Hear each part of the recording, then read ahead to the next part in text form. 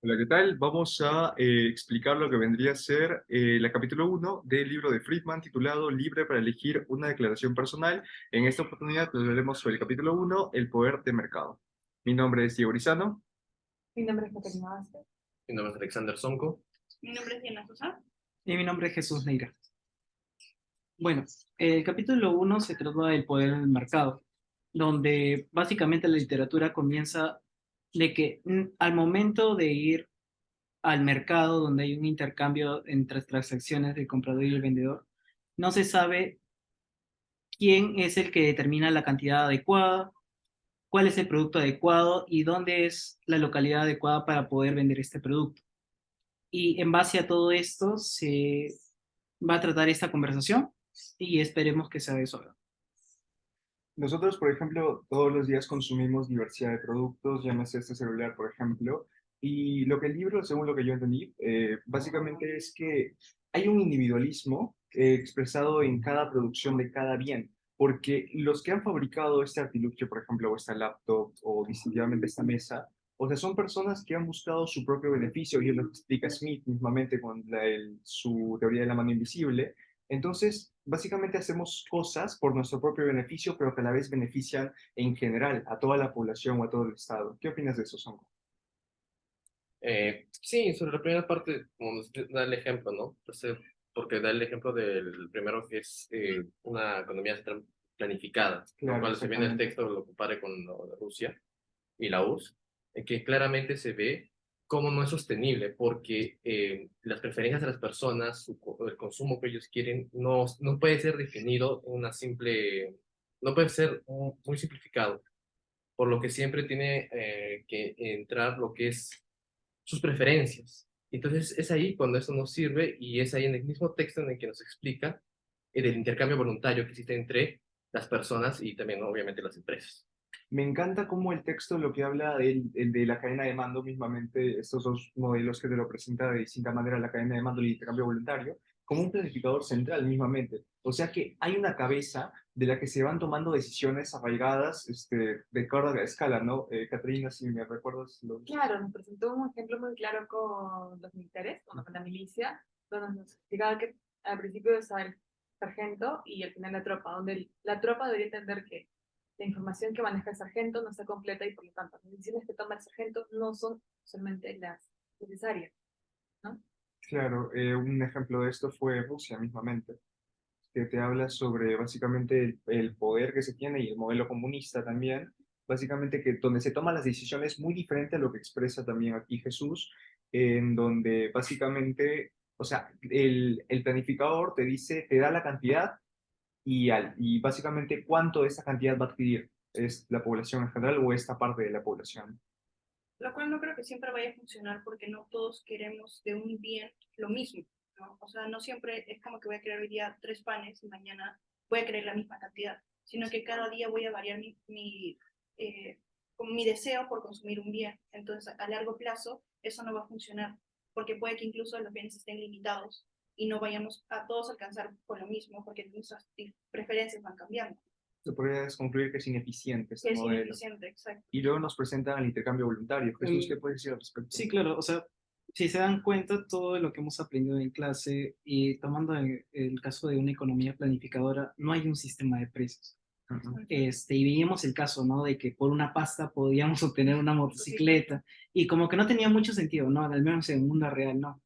Entonces justo viene lo de la falacia, ¿no? Del sistema de precios. O sea, salteándonos un poco eso Claro. del intercambio voluntario. Pero justamente se menciona eso, ¿no? Adam Smith, de que si bien existe un intercambio voluntario es porque entre ambas partes, en una economía planificadora, ambos van a salir ganando.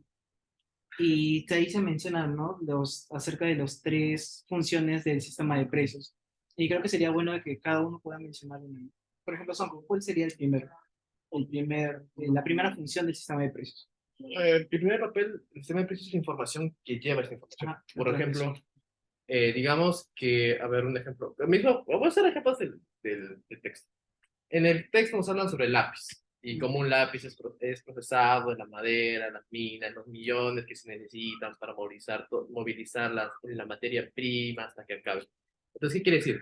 La información del precio de un lápiz nos quiere decir que si esta demanda aumenta, obviamente que la empresa va, primero, el minorista o el tercero, ¿no? El que venda, el retailer podría ser, quien vende ese lápiz le va a informar a su proveedor que hay mayor demanda. El proveedor le va a informar a la empresa le va a decir a la otra empresa que le provee al proveedor, y esta información va a ir entre todo el proceso, ¿no?, de producción de los lápices, y estos no necesariamente tienen que saber por qué está subiendo, a qué se debe a que hay mayor demanda, ¿no? O sea, los minos, la minera que le provee de carbón para los lápices puede estar en Rusia y no puede saber, o en Rusia o en cualquier parte del mundo, en Australia también.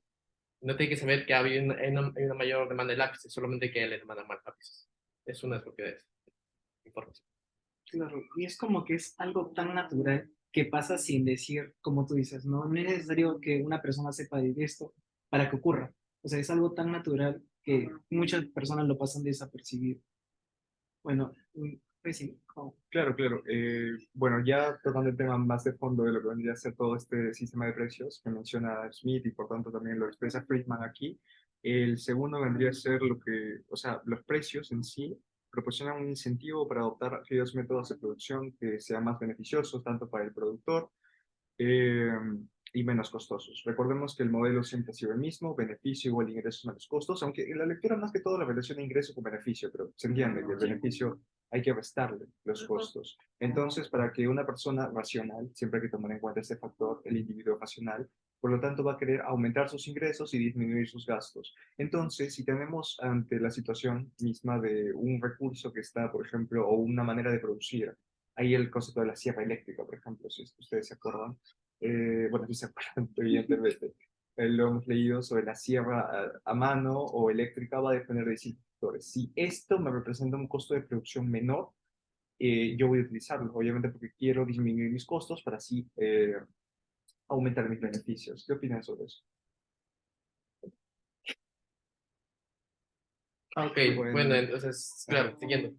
Claro, es que ahí entra lo que tocamos en clase sobre el costo marginal, sobre quién nos hace producir más. Por ejemplo, en el caso de los lápices, si hay mayor demanda, el productor tiene que ver que van a estar los recursos que muestran, ¿no? Trabajo y capital. Va a tener que ser, va a tener que aumentar para satisfacer la mayor cantidad de demanda que hay en el mercado. Entonces, ¿qué necesita? Van a necesitar contratar. Entonces, tiene que ver si el costo marginal de agregar estas unidades, de satisfacer estas unidades adicionales de demanda, va a ser en el largo plazo y si va a cubrir sus costos marginales por implementar estas mismas recursos de trabajo y capital. claro, mira, por ejemplo, tomando el caso, ¿no?, de la sierra eléctrica, supongamos que tenemos una maderería, por ejemplo, Diana, si tienes una mano de obra que te involucra usar hachas para talar los árboles, pero también está lo de la sierra eléctrica que te involucra el uso del petróleo, y el petróleo está a precio accesible. ¿Cómo vas a ser más eficiente en tu proceso productivo? ¿Utilizando la tala con las hachas y todo eso o con la sierra eléctrica? Evidentemente con la sierra, ¿Por qué? porque es mucho más rápido el proceso del árbol y además se utilizaría menos personas Ujú. para poder tirar. Exacto. Me gustaría agregar que en la transmisión de información, ya que me dice el petróleo, cuando en el 73 subieron el precio del petróleo en la PET, bueno, si bien el consumidor final no tenía la información de que subió, bueno, sí, en parte algunos, pero no era una información muy conocida para el consumidor final, llegaron todos a un acuerdo, como también le llaman cártel a la PEP, y respecto a que subieron los precios de la distribución del petróleo y la distribución en el mercado. Ujú. Claro, empezaron a manejar todo en base al poder que tenían, Claro. ¿no?, en ese mercado. claro. Yo sé que aquí posiblemente todos llevamos el curso de Global Supply Chain Management. Entonces, se me resulta muy familiar todo lo que estamos viendo, y aún el tercero que falta ver, pero siempre, o sea, siempre lo expresan de la función del primer tema, por ejemplo, que vimos, de fabricante, proveedor, no, bueno, proveedor, fabricante, eh, claro, mayorista, retailer, exacto, y al consumidor. Básicamente aquí te expresa eso, o sea, cómo el sistema de información que trae los precios consigo es expresado de arriba, pero también abajo. Y esto lo vemos, por ejemplo, en Upstream o Downstream. Básicamente el sistema, la información viaja y vuelve al mismo tiempo.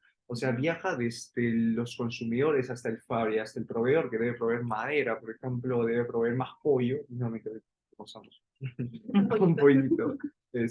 O sea, y está eso, debo producir más pollo. ¿Por qué? Porque la demanda está aumentando. ¿Por qué? Exacto. O sea, pero también es al contrario. O sea, esta misma, la información que estamos, que el consumidor le transmite al fabricante, el fabricante también le puede transmitir esta información al consumidor. Y le da esa posibilidad siempre y cuando el concepto del ciudadano esté libre, sea libre para tomar esas decisiones, cuándo va a comprar y todo eso. Entonces también puede disminuir o aumentar la demanda como respuesta a esto. ¿O qué hemos dicho eso? Sí, claro, es lo peor de la información que dice del dinero, ¿no? Pero también hay que recordar que el mismo texto nos dice que a veces esta información a veces es adulterada, por decirlo. Por ejemplo, como dijeron en la OPEP, cuando el precio del petróleo subió, lo normal sería, ¿no? Que sería, yo tengo mi carro, yo tengo mi camioneta, entonces el precio del petróleo subió. ¿Qué hago yo?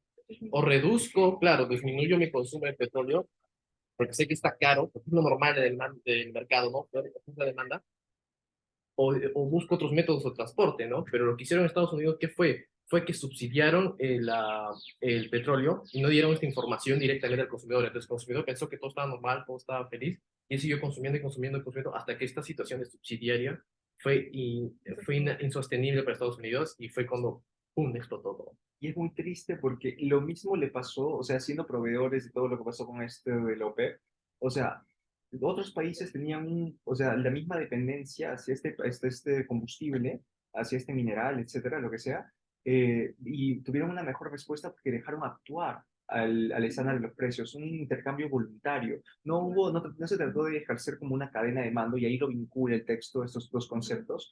Entonces, eso te enseña que en verdad es mejor dejar actuar en ese sentido, que los precios cumplan en sus roles en el mercado y así se transmite la información y las personas al que necesiten, que quieran utilizar esa información, lo hagan. Pero es como lo que mencionó también Franco, incluso, ¿no? El individuo racional va a pensar en qué va a hacer con lo que se está avecinando, ¿no? Con la información que le da, entonces, así como dijo Santo, vas a poder reducir tu consumo de petróleo y vas a poder utilizar otros medios de transporte y te vas a adecuar a eso y no va a ser tan chocante como que de un momento a otro, no sé, la gasolina está 5 y luego esté 20. No creo que eso es más chocante a que te empiecen a subir poco a poco el precio hasta que tú te vayas acomodando, vayas reduciendo y vayas buscando otras opciones, ¿no? Y así se va regulando el mercado. De ahí pasamos básicamente a la tercera función de básicamente de cómo los precios organizan la actividad económica, que vendría a ser la distribución de los precios, determinan quién consigue cuánto del producto, básicamente la distribución de los ingresos. ¿Qué podrían decir sobre eso? Pero, por ejemplo, como algo que podríamos comentar todos, Ujú. es recordar micro uno, ¿no? Con dinero que nosotros tenemos, cómo lo distribuimos en nuestros gastos. Creo que le escuché a Soco en nuestra conversación previa acerca de la recta presupuestaria, ¿cierto? Si tenemos 100 soles, lo podemos destinar en la forma más básica entre dos bienes. Y creo que eso más básico, engloba todo, ¿no? ¿Qué más podría decir acerca de eso? Sí, claro, como dice la red presupuestaria, porque eso es, como dicen, ¿no? Que pongamos estos tres propiedades de dinero van muy arraigados unos con otras, ¿no? Entonces, la distribución de los ingresos es muy importante porque los precios, como ya vimos, pues, pueden ser cambiantes. Entonces, la distribución de ingresos va a ser cómo estos consumidores, nosotros que somos consumidores, según nuestros ingresos, vamos a poder adecuarnos a este cambio que puede haber, ¿no? El suba, el baja de precios, una cantidad de bienes baja, bienes sube, y cómo nosotros nos ponemos, según nuestro poder adquisitivo, va a ir variando, según eso. La presencia misma de este intercambio, o sea, se ve presente en casi todo, porque los precios, se puede decir, no, cómo lo cuantificamos, cómo sabemos cuánto hay de eso. El New York Times, mismamente los diarios, se publican cuánto es el precio de cada mineral, y de acuerdo a eso se va equilibrando lo que es la demanda, oferta. Básicamente porque si el precio aumenta de un bien, hay más demanda, tal, entonces las empresas tienen más, y esa es una palabra clave que creo que todavía no dijimos, incentivo incentivo a actuar en respuesta a esto para que yo tenga un beneficio, así que contrato más trabajadores, tal vez les subo el salario para volverlo más atractivo, que vengan a mi industria, y así produzco más. Y así se va distribuyendo los beneficios, pero también las cargas a cada responsable mayorista, proveedor, fabricante, etc. Y creo que sí es donde podemos hacer el match, ¿no? De tus tres funciones. O sea, como dijo Diego, primero vemos el precio, el precio transmite una información de la cual va a generar un incentivo y al final respecto de eso toma decisiones, ¿no? Que sería dentro de mi parte presupuestaria cómo distribuyo mi ingreso en mis diferentes gastos. Y creo que más o menos por ahí. Sí, sí, muy importante los incentivos, como mencionas. Entonces, eso es también otra propiedad que lo dice en el texto, de que no basta que la información, digamos, en la subida de precios debe ser para alguien que le interese, alguien que, digamos, ¿no? Si yo digo que la demanda de lápices está aumentando, la madera está aumentando, eso no tiene nada que ver, digamos, con el que vende pollos, porque no tiene, por ejemplo, los otros que sí tienen un incentivo para mejorar, para aumentar la infraestructura y satisfacer la demanda. También habla sobre la importancia del capital humano, sobre cómo la mano de obra en verdad fue lo que hizo acrecentar la eficiencia de Estados Unidos en la actividad en antigüedad, incluso ahora mismo. Básicamente la mano de obra capacitada mismamente es como que lo que ayuda a que la demanda sea, junto con el capital, también que también es importante esas dos variables, pero una mano de obra que fue incrementada por la migración, por el sueño americano, por los goces que, claro, la misma Estatua de la Libertad, aquí hacen una referencia a lo que dice, acepto esto, vienen a trabajar, trabajan por el beneficio suyo, reciben sus beneficios, pero acrecentan la nación. Entonces, también, ¿qué podríamos hablar sobre la mano de obra, el capital? Podemos hacer un énfasis en los salarios, que explica el libro, como, digamos, o sea, como un salario no tan remunerativo, o cuando una persona siente mayor satisfacción en un salario no tan remunerativo, pero en una actividad que le gusta, y también, bueno, y viceversa, ¿no? Como un salario mayor puede equilibrar a una actividad que no te guste. Exactamente. Y tal. Y el papel de capital, ¿no?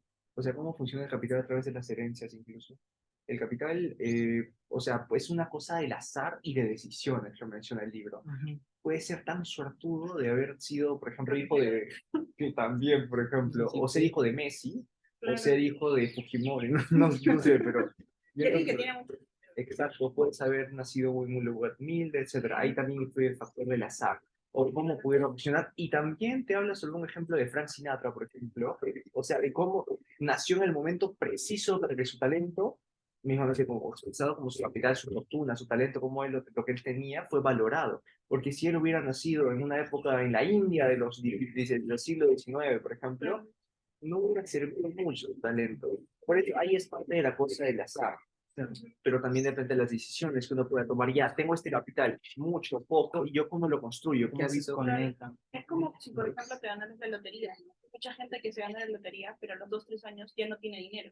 O sea, vuelve a estar en lo mismo que estaba antes de ganar la lotería. Pero si es que tú inviertes o haces otro tipo de negocio con ese dinero que ganas, o sea, tomas decisiones referente a eso, entonces el capital también se va distribuyendo, ¿no?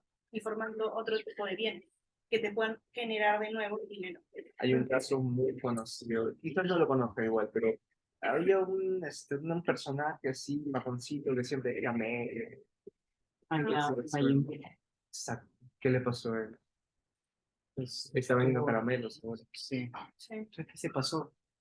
Tuvo su momento, Pero no lo No supo lo aprovechar. aprovechó. no supo Porque las aprovecharse. decisiones que tomó no fueron justamente a largo plazo, sino lo que él quería en ese momento.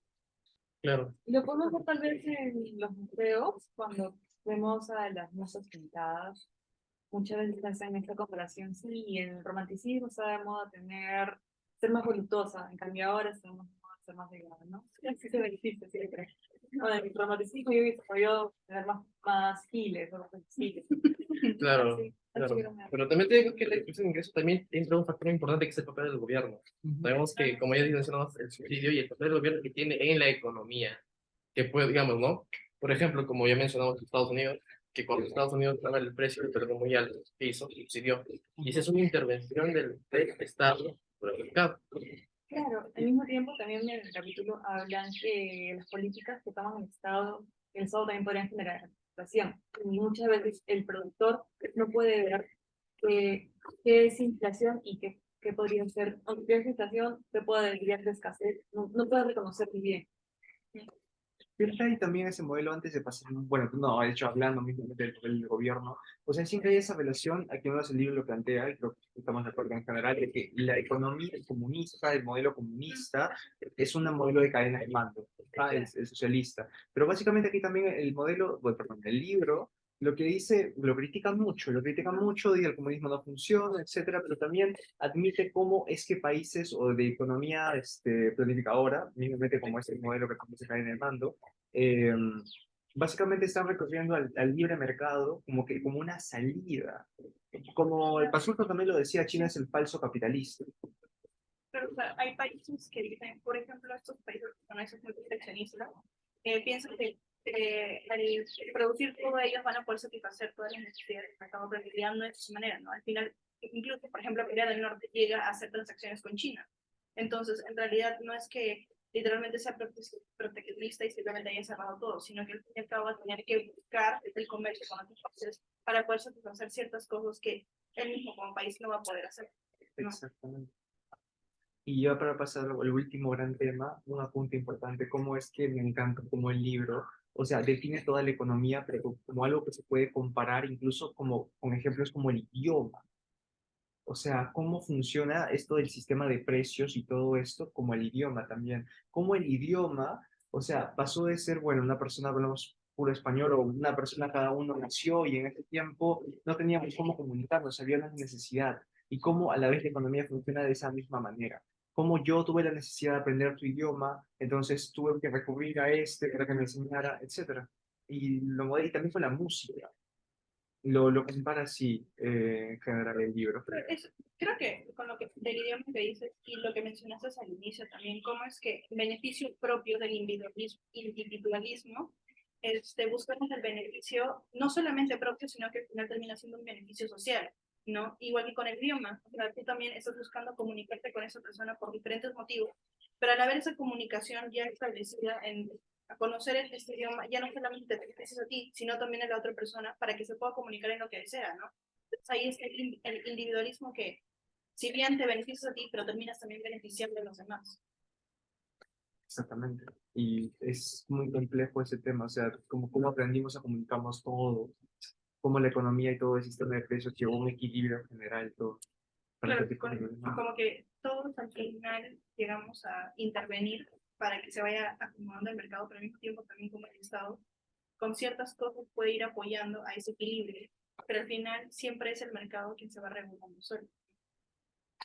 Exactamente. ¿Algún apunte final, Catalina? ¿Todo bien? Muy bien, vamos a pasar. Vamos a ver, Jesús, Aarón. Creo que, no sé, ¿Algún apunte final? creo que nos faltó hablar un poquito El más papel sobre de el gobierno. ¿Estamos en el papel de gobierno? No, todavía decimos, o sea, de gobierno. el tercer periodo. Todavía. ¿Algún apunte final sobre este tema? O sea, estamos dejando atrás el factor de la cadena de mando, estamos dejando atrás el intercambio voluntario, estamos dejando atrás los tres, las funciones del sistema de precios. Mínimo apunte final. ¿Todo bien? ¿Podemos pasar al último tema? Sí, antes que Perfecto, vamos a pasar al último tema, el papel del gobierno en la economía. El libro te habla sobre cómo Adam Smith tenía como que tenía clara que el gobierno debía hacer tres funciones principales, aunque o sea, el libro Friedman afirma que había un acuerdo entre sí. Antes de pasar a cada uno de ellos, ¿qué podría decirnos sobre esto? Yo creo que, o sea, como bien mencionado, bueno, como se ha mencionado en otros cursos, incluyendo el de Microeconomía 2, el gobierno no puede intervenir porque quiera, sino tiene que pasar algo en el mercado para que pueda intervenir. Externalidades. Y usualmente son dos cosas que tienen que ver. Tiene que haber fallas de mercado y externalidades, ¿no? Y creo que es en eso en lo que se basa básicamente Adam Smith para sus tres y lo que Friedman incluye al final, la cuarta. la cuarta. Dentro de la primera está lo que están mencionando, por ejemplo, de Corea, que si bien es proteccionista, pues no tanto, no tanto, puede basarse en la idea de que se intenta defender de lo que, de extranjeros, de países extranjeros que quieran, por así decirlo, afectar en el trabajo que está pasando dentro del país, ¿no? O sea, si bien sabemos que la globalización, las exportaciones puede beneficiar a los demás países para un desarrollo económico, no siempre se va a dar así. O sea, bien pueden, sí o sí van a afectar a los productores que están dentro de tu país, en casos que estés ambientando en lo que vendrían a ser las importaciones.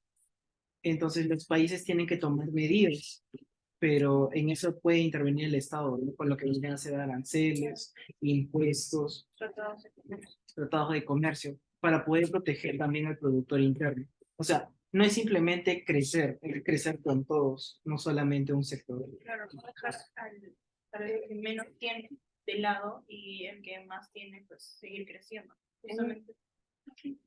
En otro curso te explicaban respecto a que hasta qué punto el crecimiento afecta el desarrollo de un país. Sí. Y cómo estos deberían de ir de la mano y no por separado, ¿no? O sea, de manera ordenada se puede crecer, pero no dejar uno del lado del otro. Por ejemplo, hay un caso, bueno, más que nada por una investigación independiente, que la había comentado ya Diana personalmente, es el caso de las paltas en Chile, que muchas veces los pequeños productores de paltas no tienen los suficientes recursos como para poder producirlas, pero las grandes, que prácticamente son de 3 familias en Chile que se encargan de las exportaciones de paltas. Dejan de lado todo para la exportación, pero el mercado interno está desabastecido. Y más aún en localidades que no tienen agua, porque todo se va para las exportaciones. Es decir, hay un sector de la población que está siendo afectado. Y tanto eso también se tiene que ver, ¿no? Que también va a estar dentro de las 3 medidas que mencionaban. El rol del gobierno está bien presente desde lo mínimo, o sea, básicamente centrándonos en cosas muy básicas, como por ejemplo gobiernos locales, en cuál lugar me conviene vivir, si me conviene vivir en Surco, en Miraflores, en La Molina. ¿Por qué? Porque en ese lugar el gobierno me ofrece local más impuestos, menos impuestos.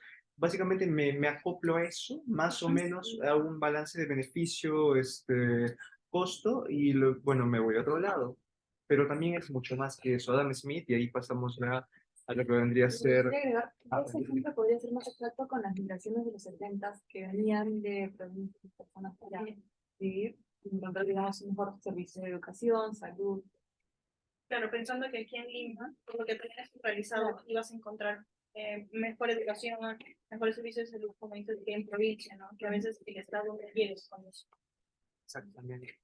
Y bueno, Adam Smith proponía, bueno, él creía firmemente que el Estado debía suplir 3 básicas funciones, bueno, 4 implícitas, pero 3 básicas funciones, siendo la primera de estas el deber de proteger a la sociedad de la violencia y la invasión de otras sociedades independientes. Creo que eso es claro, o alguno quiere apuntar algo sobre esto. ¿No está claro? Sí, está claro. Sí, perfecto. Porque yo podría hacer no sé, un paralelismo por toda esta xenofobia que se está viendo con los venezolanos. ¿Podría aplicar? ¿O ustedes creen que es un tema aparte? Yo creo que tal vez se podría, por lo que dice, afectar tipo de afuera hacia adentro, más que nada en la delincuencia, porque de por sí el hecho de la llegada de los venezolanos podría agregar a, no sé, a mano de obra o profesionales que tienen maestrías, ¿no? Y que llegan acá a vender caramelos. O sea, si llegaran con sus papeles tal vez al día, podrían aportar a la economía, ¿no?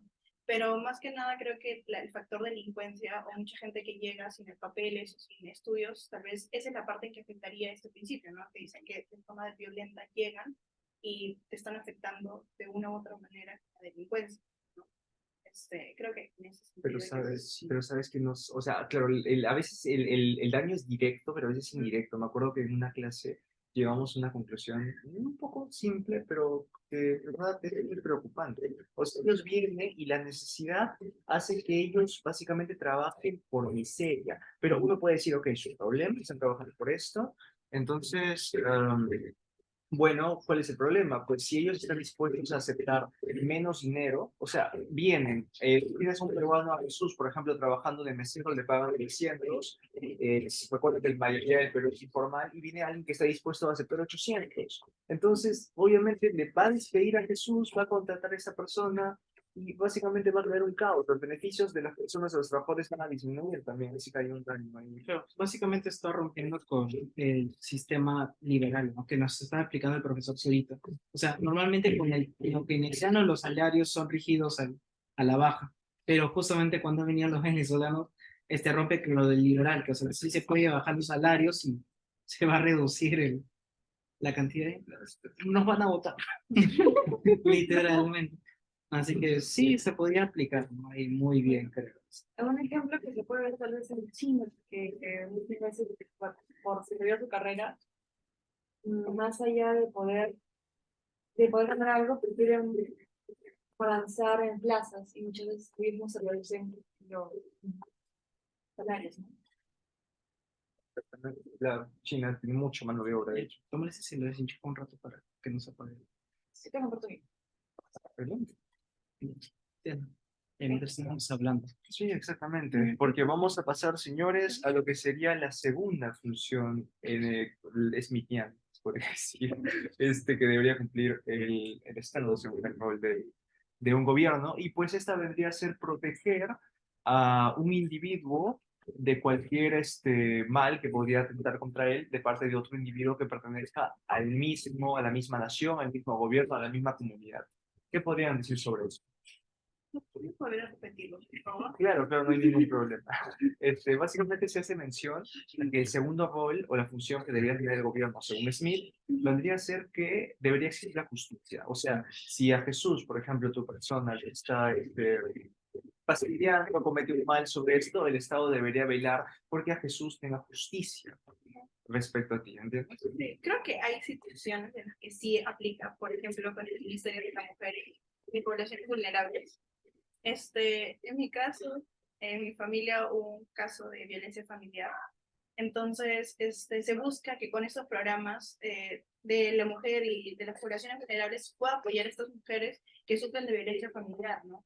Entonces, en este caso estaría haciendo justicia cuando el hombre les pega, cuando surge algún tipo de violencia contra ellas, ¿no? Entonces, creo que de cierta manera el Estado sí debería de proteger a estas poblaciones y sobre todo a las mujeres que sufren este tipo de trato. Creo que en ese sentido sí estaría bien de que el Estado pueda recurrir por justicia para estas personas. Claro, el texto afirma con la bolsa de la vida. Cuando alguien te va a robar, es una transacción voluntaria, hasta que cierto punto es voluntario, que tú das tu teléfono, pero Esperando de que nadie te la firme. claro, a causa de tu integridad. Pero no está satisfecho ni Claro. en medida. No, El hecho de que te peguen, no estás satisfecho con la justicia de que, bueno, no sé, ya dame 5,000, pero y mi integridad y mi cuerpo que ha sido violentado. Exactamente. También hay una cosita que me pareció muy chistosa, por así decirlo, el momento de que estás en tu casa, ¿no? Como el ejemplo del patio de aquí, pero justo pase un helicóptero o un avión y literalmente está invadiendo tus aires, o sea, está invadiendo tu privacidad, tu libertad, simplemente por pasar por arriba y de casualidad, ¿no? Mira.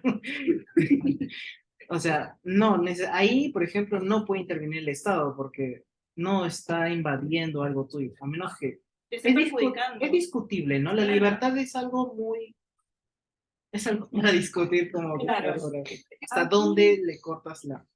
Bueno, hace un par de años que fue un pequeño suceso en mi familia y todos los canales de televisión estaban en la puerta de una de las casas de mi familia. Entonces, y pedimos amablemente, por favor, podrían retirar sus cámaras, estar la privacidad de mi familia, es un momento muy delicado. Y ellos nos respondieron, pero no estamos invadiendo su propiedad. Porque estaban en la calle. Porque estaban en la calle, pero con las cámaras y con ese zoom tomaban cosas dentro de la casa. Entonces, Sí. hasta que Sí, hasta Yo creo ahí que- Yo considero que tal vez es un punto en el que ya se habías perjudicado tú, porque justo eso estábamos hablando también hace un momento en nuestra conversación, y creo que también lo mencionaste sobre el cigarro, por ejemplo, el humo del cigarro, o hubo en el libro un ejemplo de la chimenea, ¿no? Esta que tu camisa sale manchada. O sea, ¿hasta qué punto llegas? Yo creo que hacia ese punto, de que ya te está afectando y directamente. Tal vez en tu caso estaban fuera de tu casa, pero mentalmente o emocionalmente te estaban afectando. Y creo que ahí ya es como que un punto máximo en el que quieres estar, ¿no? Como decía, el humo del cigarro. Tal vez yo y tú estamos en el mismo espacio, pero tú estás fumando y el humo me está fastidiando. yo soy enfermedad. Yo tengo una enfermedad, entonces creo que deberías dejar de fumar. Entonces deberías de recibir cierta recompensa por ese daño que me estás haciendo, porque me está afectando. El proceso de un poder judicial, porque el mismo Claro. poder judicial es parte del gobierno, es una rama del gobierno, y ahí se evidencia cómo se está cumpliendo esta función que propone Smith. Y ya pasando para la tercera función, es que este gobierno, el gobierno ideal, porque recuerden que también hace mención sobre esto, de que una cosa es, ajá, pero lo que debería hacer y otra es lo que hace, pues lo que debería hacer es mantener ciertas obras públicas e instituciones que nunca podrían mantenerse para favorecer a algunos individuos. O sea que no están en capacidad. Ya tuvimos una breve discusión, pero podemos volver a tocar ese tema. Sí, pero también apunta de que hay una tremenda diferencia entre la concepción de los dos primeros a este. Incluso Adam Smith lo comenta aquí. ¿Qué podríamos decir sobre esta tercera función? A principio de año hubo una huelga con los barrenderos y no quitaron la basura ni barrieron las calles de la Victoria. Y por ahí tienen tiendas. Entonces, tú ves por la parte de Rodolfo y Campos que usualmente es una zona industrial, ¿ya? Y había casi 2 semanas sin recoger la basura. Pueden tener el olor y los desechos de las mismas textiles, porque hay dos textiles llenas de colchones. Entonces, ¿hasta qué punto la municipalidad estaba haciendo un correcto uso de sus recursos, ¿no? Claro, es como que se supone que ese servicio de limpieza es de la municipalidad y tú estás pagando tus impuestos para que precisamente ese servicio te vaya dando, ¿no? Pero ¿de qué manera es el Estado o la municipalidad, como dices, administra esos recursos para que sea de manera eficiente, ¿no? O sea, a veces el Estado, si bien desea hacer cosas, pero no siempre lo hace de manera eficiente que beneficie a todos, ¿no? Pero si bien tenemos que dejar y conservar ciertas cosas para el beneficio público, porque el privado no siempre va a satisfacer para el beneficio de todos, ¿Por qué no poder? porque no podrías. Y Zurita dio los ejemplos en clase, ¿te acuerdas del agua? No podía ser privatizado el agua, la electricidad, el desagüe. Y yo no. Y yo creo que sí. Es lo importante, ¿no? Que vendría a Claro. ser todo esto. Claro, pero siempre lo más importante es que su rol de proteger a los pueblos, que somos nosotros, obviamente el Estado tiene que proteger a sus ciudadanos. Entonces, por eso también que a veces crea instituciones, ¿no? Como menciona el texto, yo lo relacionamos con el de copy, ¿no? O sea, si cuando tú, hay empresas que suben demasiado, claramente el monopolio o el oligopolio, que a veces pasa, ¿no? En un mercado, entonces, ¿qué tiene que hacer? El Estado tiene que interviene mientras esas instituciones, ¿no? Mientras el de copy para ver que el Estado no el precio no sea concertado y no afecte al consumidor final que somos nosotros, pues porque al final si varias empresas que producen el mismo bien y ellos no son bienes sustitutos perfectos, nos van a afectar rotundamente, por lo cual no podemos obtener otros bienes que satisfagan esa necesidad. Entonces ahí cuando el Estado tiene que intervenir, sí o sí, pero no una intervención, no a cada rato, porque tiene que dejar que el mercado, las leyes de oferta y demanda tengan que converger entre ellas y, siguiendo a Adam Smith, el laissez-faire, dejar hacer. Exactamente. ¿Algún comentario final o pasamos a la ley implícita? Perfecto, perfecto. Entonces, una cuarta función que debería cumplir el gobierno, según, bueno, según Adam Smith, no directamente, pero sí Friedman lo menciona como que es una función implícita, es que debería proteger a los miembros de la comunidad que no pueden ser considerados como individualmente responsables. Se debe brindar protección, hace énfasis sobre todo en las personas que no están psicológicamente aptas o en los niños. Mismamente, el gobierno tiene que velar por cuidar a estas personas. ¿Qué opinas sobre eso? Hay un debate muy amplio. Hoy día tuve un debate de eso en el desayuno. Porque estaba viendo el ejemplo de El Salvador. ¿Qué están haciendo en las cárceles de El Salvador? Sí, No, han construido un mega, Una mega prisión. Sí. Literalmente una prisión en la ciudad y están metiendo a todas estas pandillas, ¿no? Que en el Los momento, maras salamantruchas. sí, que han generado miedo por años, ¿no? En las calles y que incluso llegaban a tomar las casas de las personas, ¿no? Cobraban cupos y todo lo demás, entonces han decidido meter a estas personas en estas cárceles por el resto de su vida prácticamente, para que pasen un tiempo. No, pero aquí son todos los estudiantes, entonces, al mismo tiempo, su manutención no le está Ah. pagando el gobierno. no, ellos Ellos mismos mismos. trabajan dentro de la cárcel para poder pagarse la manutención. Claro, o sea, es yo no sé si Diego mencionó, pero no sé si están dentro de esa manutención. O sea, lo Claro, de lo mantener a que- los prisioneros. Porque se les da comida, ¿no? Se les da servicios, desagüe. El gobierno debe mantener a estas personas. Yo creo Bueno, desde mi punto de vista considero que no, porque el mal que ellos ocasionan, ¿por qué debería yo tal vez, La próxima matarlos. o sea, no matarlos, Bueno. pero, o sea, como en la misma cosa, ¿no? Haz ayuda comunitaria, trabaja, Lo hacen. ¿no? Y con eso susténtate, así como has decidido en algún punto de tu vida, decidiste, o sea, matar, robar, pues ahora ten la valentía de afrontar tu realidad estando en la cárcel, ¿no? Porque al final y al cabo, tus propias decisiones te llevaron a estar en la cárcel. Entonces, por mi parte, considero que no. No sé si alguno de ustedes tiene alguna opinión diferente. A mi chat, ¿no? Bueno, no, Después, sí estoy de acuerdo. Bueno, Árabe sin polo. sería algo, sería algo, sería, sería apartarnos de la microeconomía, ¿no? Pero lamentablemente hay derechos humanos, ¿no? O sea, no estoy en contra tuya, pero, pero sí, estoy también de acuerdo de que cuando una persona está dispuesta a matar a alguien, también está dispuesta a perder su vida. Entonces, si estás violando los derechos, ¿qué es lo que no me permite violar los tuyos? O sea, yo no llegué a ese punto, pero...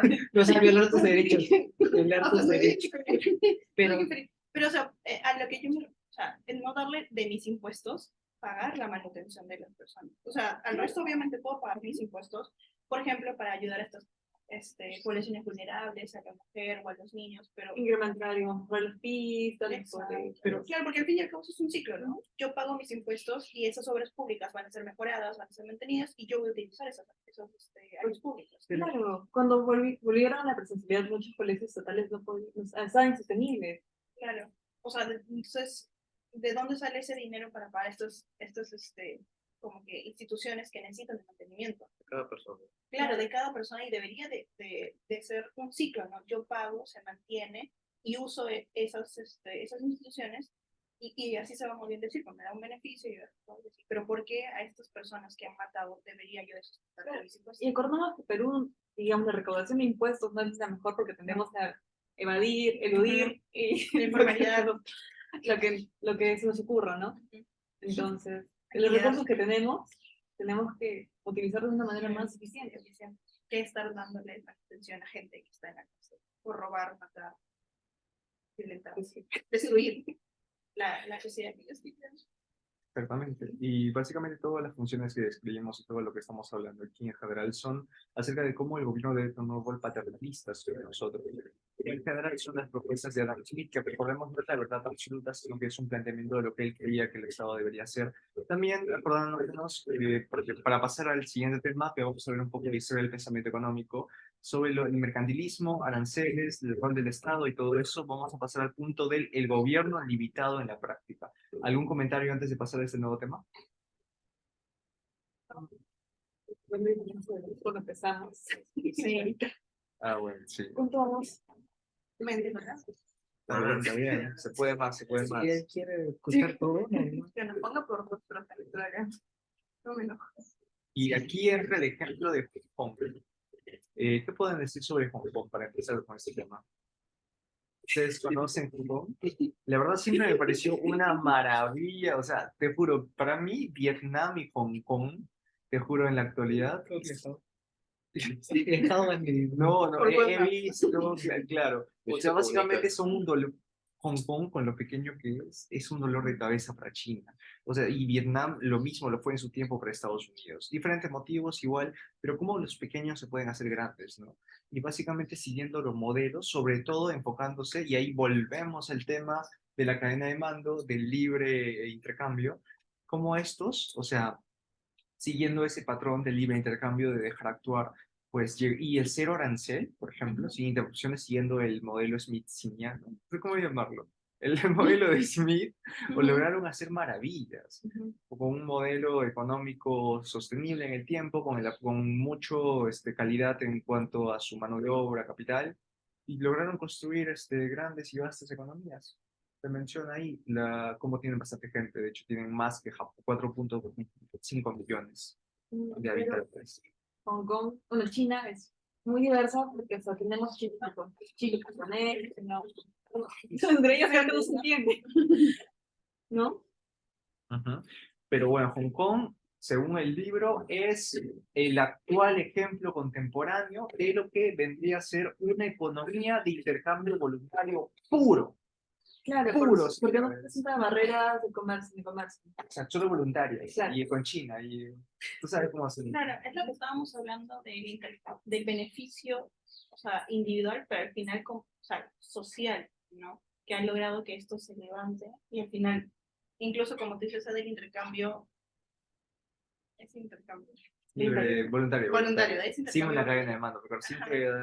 Claro, o sea, es como que de manera voluntaria se va realizando esto, pero al final, como tú dijiste, es una economía que se ha construido y que es un monstruo siendo pequeño, ¿no? Exactamente. Y no solo, bueno, es el ejemplo contemporáneo, pero antes lo hubo en el Japón del siglo XIX, en Estados Unidos, también Bien. antes de la Primera Guerra Mundial, que también lo comentan ahí. También siguieron este modelo y tuvieron mucho éxito en Gran Bretaña Corea también. del Sur, creo. No lo mencioné el texto, pero sí era un buen ejemplo, creo también. Sí. Un De cómo en capitalismo. 50 años pudo desarrollarse tanto, hasta ahorita ser una potencia. Nación. Sí, ajá, de cómo pasaron a ser un país tan pobre, a 50 años después, a la actualidad son un país que exporta tecnología, básicamente. Exactamente. Y ahí también vuelve la importancia del capital y la mano de obra en la construcción de esta economía y también vuelve de nuevo el papel de los inmigrantes, como estos hicieron grande a Estados Unidos, pero también está hay críticas, siempre hay críticas, los haters Pero, nunca. o sea, el americano nativo es el Cherokee y las variantes, pero los demás, digamos, la supremacía blanca que se creen americanos y que velan, no sé si han visto, es un término white trash para ellos. Ok. Creo que sí, creo que El movimiento de white trash son los que tú ves en su motocicleta, barbudos, con la bandera americana atrás. que Es un rebelde, te digo. algunos son conspiranoicos que andan con su sombrerito de papel aluminio. Pero si tú veías Nueva York en los años 50, era una mistura de culturas, porque llegaban los ingleses, bueno, sí, la colonia de Estados Unidos llegaban los ingleses, pero llegaban los árabes, porque sabes que Estados Unidos es una cosmopolita. Sí, no, sí. no es como que hay americanos. No, incluso hasta la actualidad, Nueva York es una ciudad muy cosmopolita que incluso pasando por la calle puedes escuchar diferentes idiomas, no justamente por la llegada de tantos inmigrantes. Y creo que, por ejemplo, una vez lo mencionamos en clase, no recuerdo de qué curso, pero la mano de obra de Estados Unidos es latina, de ciertos estados. Claro, porque incluso ellos dicen que la mano de obra latina es lo que ellos no quieren hacer, el trabajo que ellos no desean. No desean hacer, pero son el motor para que su economía siga funcionando, ¿no? Entonces son varias personas latinas que van a ir a trabajar, incluso siendo ilegales, ¿no? Van llegando allá buscando un futuro mejor, pero son al fin y al cabo el motor que va moviendo su economía, ¿no? Y eso es lo que a veces no lo consideran. Entonces, Bueno, antes de pasar al tema de los haters, también cabe recalcar el tema del debate entre Alexander Hamilton, que también hay una obra maravillosa, sí, hay una obra maravillosa, la recomiendo, la recomiendo muy bien, es un musical muy hermoso, Alexander Hamilton, la canción también, pero también había él, porque él sí, a comparación a Smith, estaba de acuerdo, Hamilton, con los aranceles, Smith no, y todo esto pasó antes de la Primera Guerra Mundial. 70 años después de la propuesta de Smith en la riqueza de las naciones, se logró abolir lo que vendría a ser ¿cómo se llama? La Core Laws, que básicamente estipulaban lo que eran los aranceles. Se logró eliminar esto, pero lastimosamente eso duró solo hasta la Primera Guerra Mundial, porque de ahí, pues ya saben, se quebró todo esto, pero durante un tiempo triunfó este modelo. Y eso le sirvió también a Estados Unidos. Ustedes vieron cómo quedó Estados Unidos después de la riqueza, la que dispuso, como en su afán también de ayudar a los países destruidos por la guerra, también pudo recuperar su inversión y creció, o sea, los préstamos también que otorgó.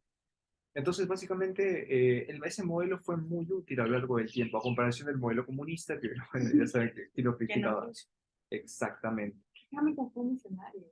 Ah, también. El crear el departamento del tesoro, la casa de hacienda, todo. O sea, el sistema que creó Hamilton hasta ahora pues, existe y mantiene la economía americana, ¿no? Y bueno, tocando el tema de los haters decían, no, Estados Unidos maltrata a sus inmigrantes, los maltrata, les promete el sueño americano y los trata de la...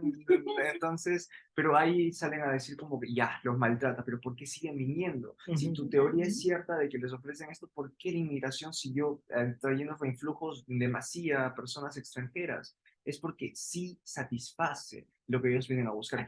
Exacto, si no lo engrandece tal, pero sí al menos le satisface lo que él fue a buscar y por eso siguen yendo personas. A ver, es verdad. Ejemplo, mi familia, mis papás residieron en Estados Unidos 10 años, llegaron a tener una casa en Los Ángeles, en Beverly Hills. Ellos llegaron mi papá llegó a pertenecer es como que un aduanero, pero ganaba bien. Y incluso eso me contaba una historia que aquí, como asunto, que conoció a una persona, un contacto en la mafia italiana y americana, Uy. que para ir a visitarlo tenías que besarle los anillos. Así, tal cual. Y me comenta que para él vivir el sueño americano sí es real, pero tienes que trabajar duro. A diferencia de como hay muchos extranjeros, no voy a especificar nacionalidad, que dicen, yo voy a Estados Unidos con mi papelito, con mi bachiller de periodista y me quiero presentar a CNN. No lamentablemente no presenta la misma competitividad que un americano, porque los americanos desde pequeños presentan una competitividad muy alta. Ellos son una universidad muy aparte del SAT y el GP, ellos presentan también actividades extracurriculares. Sí. Donde, por ejemplo, ellos evalúan, ¿no? Qué tan arraigados estás con tu alrededor, qué has hecho, cuántos scripts, tienes esos papeles, diferentes papers, si tienes etc. Claro, antes de entrar a la universidad tienes que hacer varias actividades culturales para que puedas presentar tus cartas y seas escogido. Cosa que acá no ocurre. Okay. Es al revés, no te escoges. Todo cerebro. Sí. Es que creo que ahí está la mentalidad de que si vas a entrar, vas a salir un profesional que vas a representar la universidad, ¿no? No es de que, oye, voy a pagar para que me hagas mi tesis. Y, o sea, sales, ¿no? Ya sales, sales como economista, pero ¿qué clase de economista, no? Y también creo que es algo que con toda la pandemia también va a ser algo que vamos a ver en el futuro, ¿no? Las futuras generaciones de profesionales, ¿de qué calidad van a salir? Y sería bueno también adoptar un poco eso en el país, ¿no? Para que no seamos tan flojitos también profesionales. Por ejemplo, en Nueva York, que tengo una experiencia de una amiga que está estudiando ahorita en Boston, ella me comenta que estudiar es algo de segundo. O sea, es como que no es como lo primordial para ella, sino que ella tiene una carrera como modelo, tiene un emprendimiento y está como que un montón de cosas a la vez, pero estudiar no es su prioridad, ¿no? ¿De qué va a salir profesional? Va a ser profesional, ¿de qué va a tener plata? Va a tener plata, yo me sé. Pero como que no es su prioridad. Ella también estudia economía en la universidad, en Princeton, creo. Que nos pase su video, Su tesis. su video. Que ella no sabe. Bueno, sin extendernos más, Muchas gracias. Gracias. creo que nos vemos en el próximo video. Otro video.